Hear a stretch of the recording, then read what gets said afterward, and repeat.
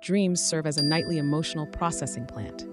They take the raw materials of our daily experiences and refine them into concentrated emotional memories. This process helps us make sense of our feelings and experiences, filing them away in the suitable mental folders. Dream symbols are highly personal.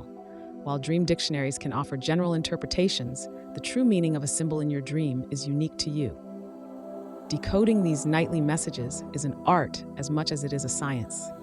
It needs a blend of self-awareness, cultural understanding, and a willingness to take a close look at the murky waters of your subconscious. One of the tools in your dream analysis arsenal is a dream journal. Keep it by your bedside and jot down your dreams as soon as you wake up. Don't worry about making sense of them right away.